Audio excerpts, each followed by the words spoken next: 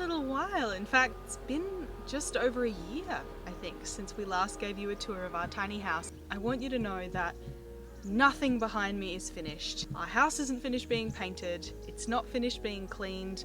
Our garden has bits of wood everywhere from what we've been building. It just looks a little bit nuts. So suspend your judgment and try and imagine with me what our house is finally going to look like when everything is done. We've been house sitting for our friends for the last couple of months who live probably about 15 minutes away from here.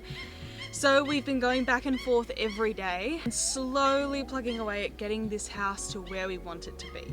Anyway, enough about that. Suspend your judgment and let's go and have a look at what we've been working on.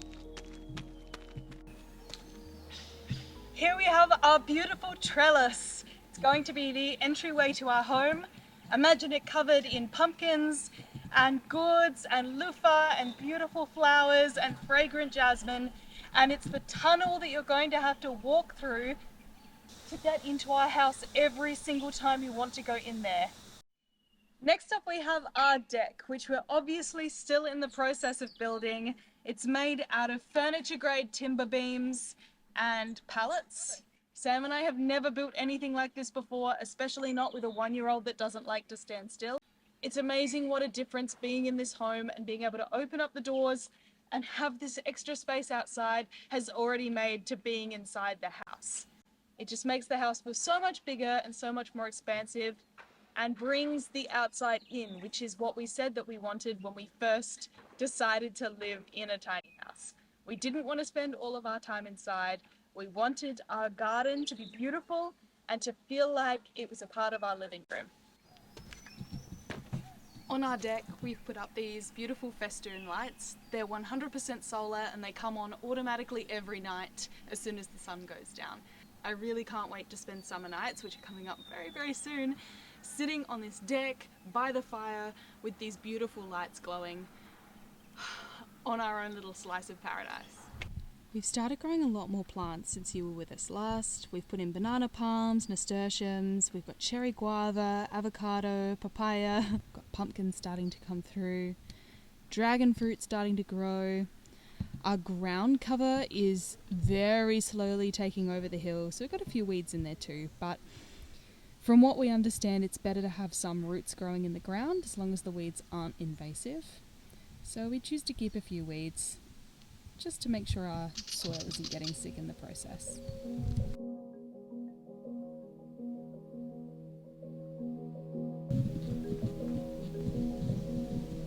Here we are, welcome back to the heart of our home, the kitchen. I do love the kitchen, because I love to cook. I don't know if you remember what this room used to look like, but when we first got this house, it was completely painted white. It was beautiful, but it didn't have a lot of us in it. It didn't have a lot of colour, it didn't have a lot of pop, so we've obviously added a lot of lovely plant friends that are currently sitting out everywhere so they can have some sun while we're not here. We have the idea of tiling a splashback in the kitchen in the future, but we're not there yet and it's not our first priority. So the kitchen hasn't been painted, we're just really relying on the colour of the things that we buy and the beautiful greenery of the plants to kind of connect the outside with the inside, but maybe with some colour on the walls in the future. Next up is our lovely lounge room, which is a little bit of the dumping ground in our home at the moment. We've got a single bed serving as our couch, and it has been serving as our couch for the last few months. The couch that we had originally we weren't happy with. It, again, didn't have the charm that we wanted, so we got rid of the couch that we had. We've been using this in the meantime, and we've got a beautiful 70s-esque modular couch on order, which will be arriving here in a couple of months and will perfectly bring this space into the kind of look that we want to have in our home. On with the tour.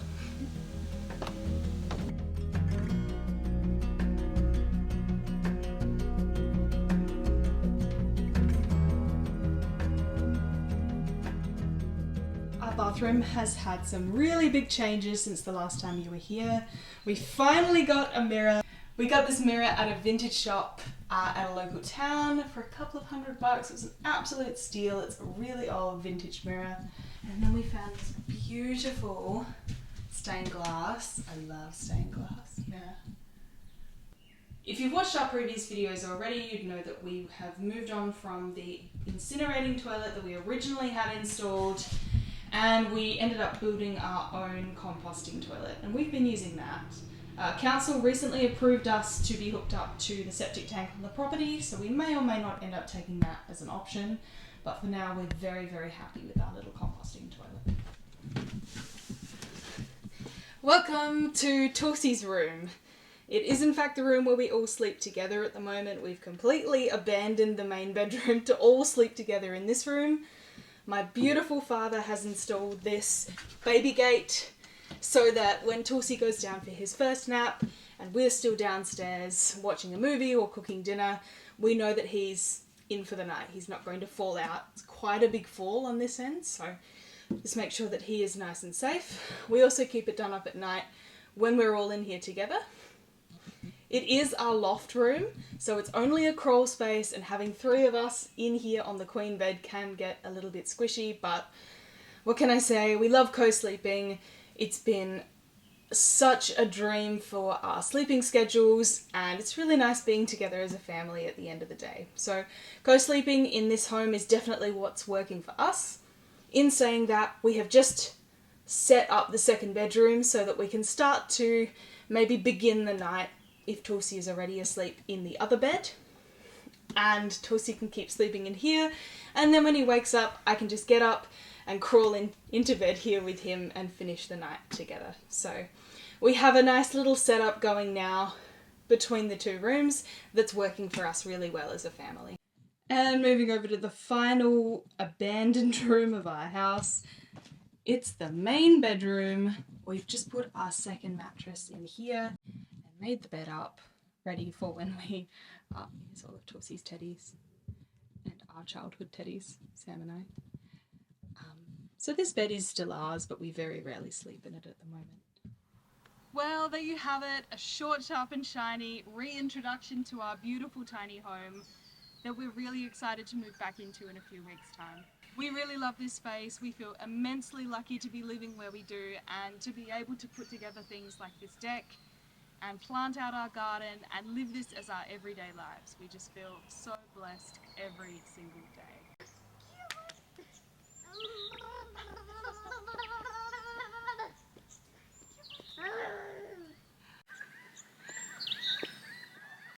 That's all for us from now. If you want to keep up with what we're doing over the next few months or years, feel free to like and subscribe. Thanks for watching. See you next time. Bye. Say bye-bye. Bye.